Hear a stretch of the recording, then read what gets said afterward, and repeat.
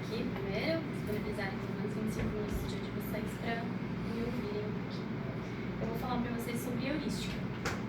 Então, para começar, meu nome é Isabela e por que eu decidi estar aqui ou por que eu escolhi estar aqui? Porque eu acredito que quando a gente absorve um conhecimento, a gente melhora o nosso dia a dia, pessoal, trabalho, o que quer que seja ele. Então, começando a falar sobre heurística, vou os pingos nos is. O que é a heurística? Para que ela serve? A heurística nada mais é do que critérios, pontos-chave de um projeto que o projeto precisa para atender ou cumprir uma proposta traçada para ele. Então, é basicamente um conjunto de checklist que você faz antes de começar o seu projeto, para você entender que público ele vai atender, quais são os principais pontos que ele precisa ter, quais são as regras de negócio que ele vai ter que atender. É um checklist antes do pessoal começar a desenvolver, para você saber se está validada a sua ideia, se ela funciona, se ela não funciona, se existe alguém no mercado com essa ideia já sendo executada. Segundo o nosso querido dicionário da língua portuguesa, heurística significa ciência ou arte que leva à invenção e à descoberta de fatos.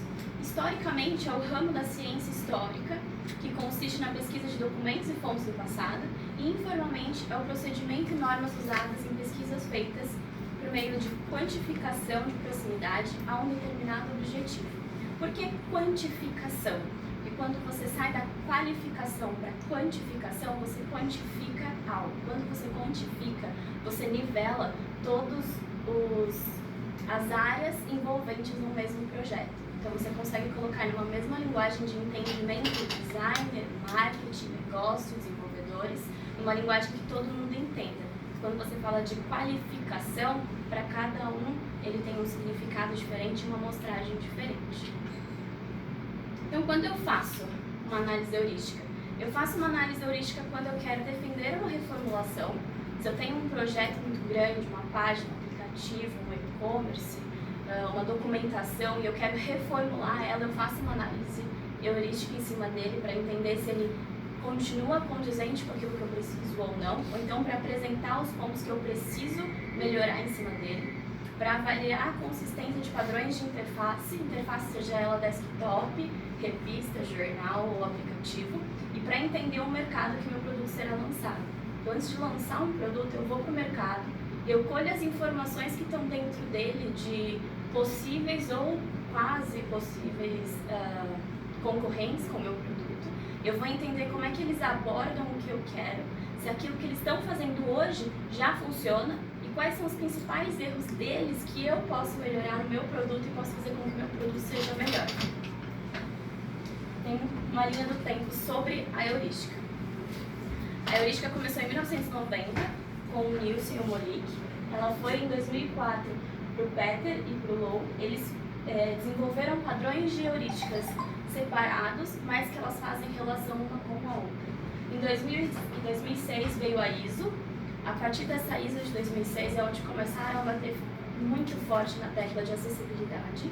Depois disso, a mais nova que a gente tem é do Resmini e do Rosati de 2011. Eu vou falar rapidamente sobre essas quatro e vou dar mais foco para a de 1990, que ainda é a mais utilizada, que é a do Nielsen pra gente. Então, todo mundo, literalmente todo mundo, em qualquer área que seja, pode aplicar as 10 heurísticas do Nielsen para melhorar o seu trabalho, o seu dia a dia. Por isso que eu vou focar mais nela e nas outras. Começando pela heurística do Peter, ela é a Honeycomb. A gente já teve muito contato com ela sem saber, porque ela, basicamente, ela cria uma colmeia de abelha, por isso tem um formatinho, onde você tem algo utilizável, útil, desejável, localizável, acessível e credível, que com essa junção de 6 etapas você tem algo valioso, e quando você tem algo valioso, você tem um produto que vale a pena ser lançado. Então, o Honeycomb da experiência do usuário é uma ferramenta que explica as várias facetas do design da experiência do usuário. Ele começou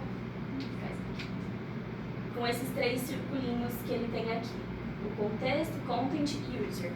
Mas o Morville, ele acreditou que apenas esses 3 círculos não explicavam e não separavam muito bem todas as áreas envolvidas em um projeto.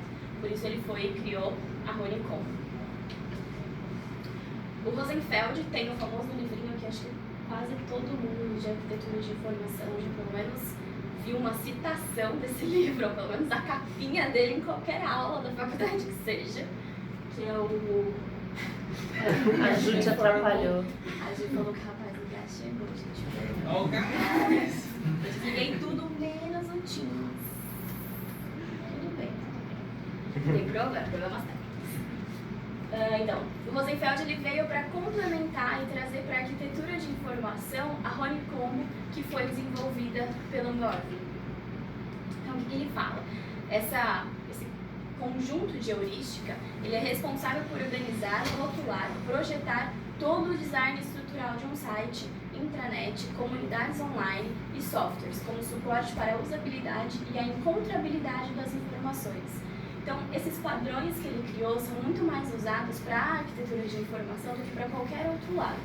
Ele vai entender e ele vai setar checklists para os contextos, para o conteúdo e para o usuário, que na junçãozinha deles da arquitetura de informação ele tem um checklist de heurísticas para que esse software ou o que quer que seja que ele esteja lançando atendam a esses usuários.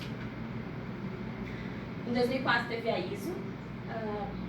Heurística especificamente está na parte 110 e na parte 12. Se alguém tiver interesse em ler a ISO, eu tenho um PDF dela, tá lá. Se vocês quiserem, me peçam que eu mando. É grande, mas é interessante. A partir dela, foi onde começou a surgir mais conversas e batendo mais em cima da tecla de acessibilidade. Porque ela fala que os princípios de diálogo, eles têm que atender toda e qualquer pessoa, em qualquer circunstância que seja. Então, uma pessoa com muito acesso ou pouco acesso, ou muita familiaridade ou pouca familiaridade, tem que entender aquilo que você quer passar. Então, foi aí que começou a conversa de acessibilidade, por isso que hoje está tipo um boom acessibilidade, até claro, tem um prazo para tornar todo o equipamento deles acessível. Se eles não conseguirem bater essa acessibilidade, eles têm que pagar milhões de multa. Então, tem algumas empresas que estão com um baita de um processo correndo contra isso. O Resmini e o Rossati, eles têm um projeto de ecossistemas que contemplem características de ambiente informacionais físicos e digitais, onde não é possível prever claramente o comportamento do usuário. As heurísticas deles prevêem uma inconsistência de você não saber prever o que o usuário vai fazer. São sistemas onde você tem entrada tanto online quanto física de informações. Então eu tenho tanto um usuário que vai inserir informações por um aplicativo, por um site, por uma carta, uma escrita, uma reclamação boca a boca. São sistemas que têm diversos tipos de entrada e precisam ter um checklist muito mais robusto para atender tudo isso. E quase sempre você não consegue prever como essa informação vai chegar para você. Então eles desenvolveram um checklist de novo para eles, para que eles conseguissem prever as coisas que iriam acontecer mais ou menos. O Nielsen e o Molik, que é mais conhecido como as 10 heurísticas de Nielsen, mas o Molik estava junto com ele nos estudos, apesar do Nielsen ser o mais conhecido e mais bambambam. As heurísticas dele, ela estuda a interface tendo em mente esses padrões e destaca as não conformidades, sugerindo ações para corrigi-las. Então, quando você faz uma análise heurística, você precisa apresentar uma solução. Você não pode analisar algo e só apontar que ele está errado. Se você vai apontar que ele está errado, é apenas uma pesquisa de campo, não uma análise heurística. A análise heurística, ela traz uma solução para aquilo que você identifica como erro. Nós temos 10 passos em cima de uma página qualquer. Pensem em uma página de um site, de um aplicativo qualquer, guardem na mente de vocês. Quando você vai fazer uma análise heurística em cima de qualquer coisa, você precisa atender esses mínimos 10 passos. Então, quando você está desenvolvendo um software, que você tem só o front-end ou o back-end dele, você já pode começar a pensar nessas coisas antes que alguém aponte algum tipo de erro para você. A primeira é a visibilidade de qual estado estamos no nosso sistema. Isso é fundamental. Um exemplo disso, sabe quando a gente está vendo uma playlist no YouTube? A playlist Zona está correndo no YouTube, ele te mostra todas as músicas que contém dentro da sua playlist, qual você está ouvindo, qual teve antes e qual vem depois. Com isso, o usuário se sente à vontade, porque ele sabe o que aconteceu, o que está acontecendo e o que ainda vai acontecer. A segunda é a correspondência entre o sistema e o mundo real. Essa correspondência nada mais é do que você usar uma linguagem que o usuário está habituado a utilizar. Então é isso que a gente fala, qual é o nosso público-alvo? Quem vai usar isso daqui? É por conta disso. Você tem que falar a mesma língua que as pessoas que vão utilizar estão falando. Não adianta eu falar cheia de robustez, de palavra bonita, para uma pessoa que teve uma alfabetização baixa, que não teve acesso a livros e não vai entender nada do que eu estou falando. Eu preciso falar a mesma língua com ele o tempo todo. Isso com ícone também. Você utilizar ícone que são comum do dia a dia, ajuda muito. Um exemplo são os ícones que a gente tem dentro do Photoshop. São ícones que te lembram de alguma coisa, mesmo que talvez você não entenda. Tipo, eu vou cortar, eu tenho uma borracha, eu tenho um pincel, eu tenho um lápis, eu tenho uma forma. Ele te lembra algo. O terceiro é a liberdade de controle fácil para o usuário. Você precisa dar liberdade para o seu usuário se sentir à vontade e achar que ele pode fazer qualquer coisa dentro do seu sistema. Literalmente achar, porque tem que ter uns limites, senão ele quebra tudo. O que seria isso? No Twitter, você vai lá, escreveu um tweet, alguém foi lá e retweetou. O seu tweet você pode apagar, mas depois que você tweeta ele, você não pode editar. Por quê? Se alguém retweetou aquilo e você foi e editou, sabe-se lá o que você escreveu depois. Eu posso não concordar com o que você escreveu depois, mas eu gostei do de antes. Então você dá uma liberdade para o usuário achar que ele pode fazer tudo com os limites dentro do seu sistema. O quarto é a consistência de padrões. Essa consistência de padrões é tipo, eu estou dentro de um e-commerce. Qual que é a consistência de padrão dentro de um e-commerce? A hora que eu estou escolhendo os meus produtos, a foto do produto sempre está do lado esquerdo. As informações de valor e o comprar sempre vem do lado direito. Isso tem uma explicação lógica e do nosso cérebro. A gente faz identificações rápidas dentro de uma tela, seja ela desktop ou celular. O motivo do e-commerce estar do lado esquerdo e do lado direito é porque assim o usuário identifica mais rápido o que ele está comprando, quanto é e onde ele clica para comprar. Pode ver que qualquer página de e-commerce que fuja um pouco disso, a gente se perde. Por mais habitual que você esteja em fazer uma compra pela internet. Se o botão de comprar está lá no final ou as informações estão lá em cima, você fica meio perdido até você achar o que você está fazendo ali dentro. O quinto passo é a prevenção de erro. O que é essa prevenção de erro? É você tentar prevenir todo e qualquer erro que o usuário vai cometer. E mesmo que ele chegue a cometer esses erros, você dar ferramenta suficiente para ele sair deles. Então são mensagens de erro clara, onde ele vai clicar, são mensagens perto de onde ele errou, para que ele entenda que é ali o ponto que ele errou e como ele errou. O sexto é o reconhecimento em vez de memorização. O usuário não é obrigado a guardar onde ele clicou para chegar onde ele queria. Ele não é, a gente tem que partir desse princípio. Como é que a gente soluciona esse erro muito rápido? Com os breadcrumbs que a gente coloca dentro de um site, por exemplo. A gente dá um mapinha para ele de onde ele clicou para chegar onde ele queria.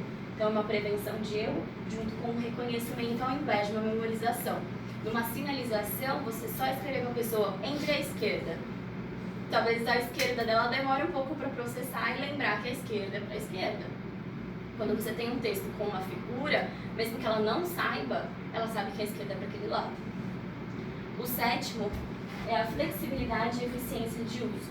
A flexibilidade e eficiência de uso, a forma mais fácil de explicar é num formulário. O formulário você pode preencher ele com o mouse, clicando campo a campo. Você pode dar um tab e passando campo a campo. Você pode usar a seta para cima e para baixo, para um lado e para o outro. Isso você dá uma flexibilidade para o usuário chegar no mesmo ponto que você precisa. Mas ele pode ir pelo caminho que ele se sente mais confortável. Estética e design minimalista. É chato às vezes quando a gente fala em coisas minimalistas e estética e tudo tem que ser muito clean e não sei o que lá, não sei o que lá.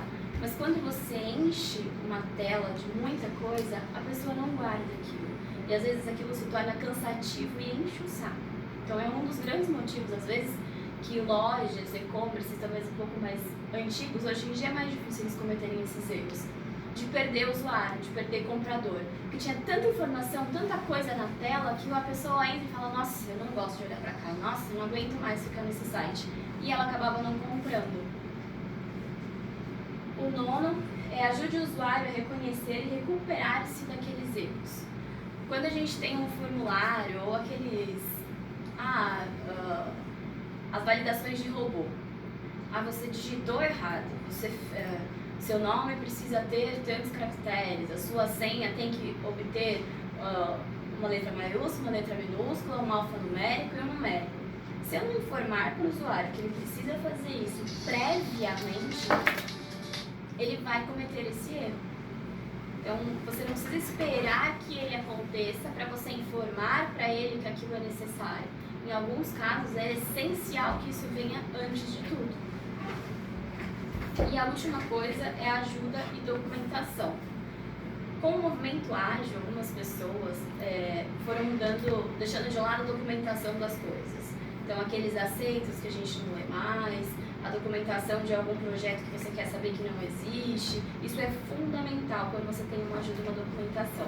Mesmo que os seus usuários nunca vão ler aquilo, não vão clicar. Existe um de que um dia vai procurar e não vai achar.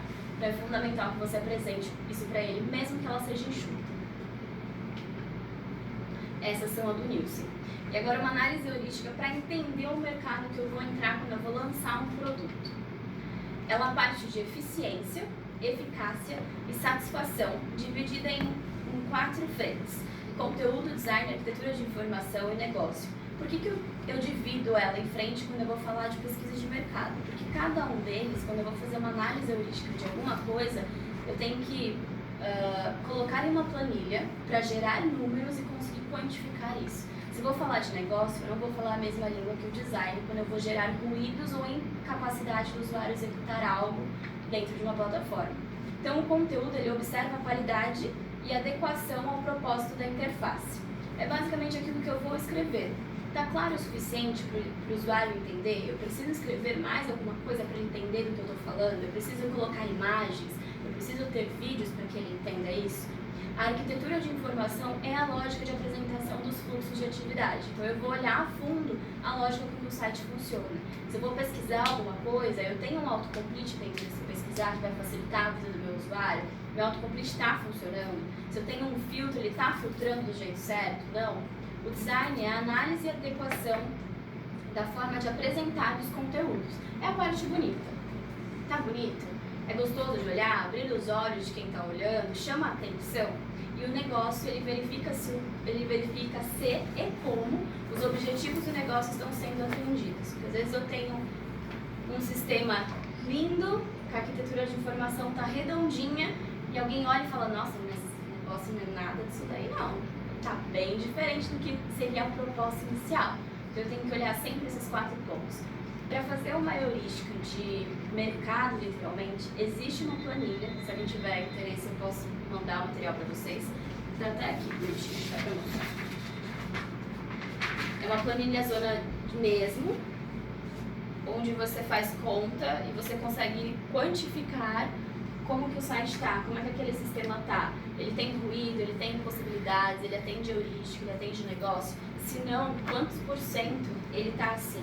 Com isso, eu consigo gerar insumo para chegar em um negócio, numa diretoria e falar, ó, esse produto ou este projeto precisa ser revisto.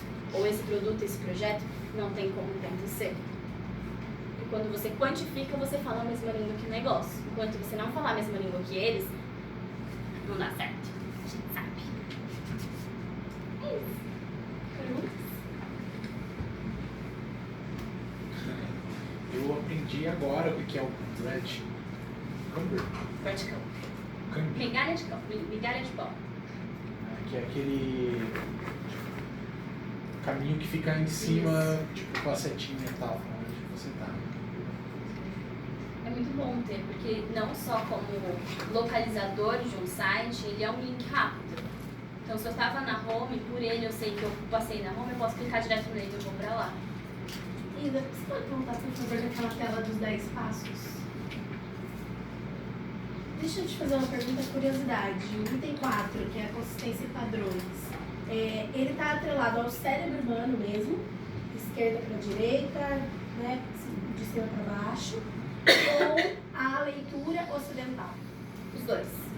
Porque se eu fizer um site, que é o meu público é oriental, por exemplo, qual se inverter? Ele está ligado aos dois. Na verdade, ele não só está ligado aos dois, como ele é dividido por segmento. Porque um site de e-commerce, no cérebro, ele funciona de uma forma, um formulário no cérebro funciona de outra. Se eu tenho um site institucional, ele funciona de outra.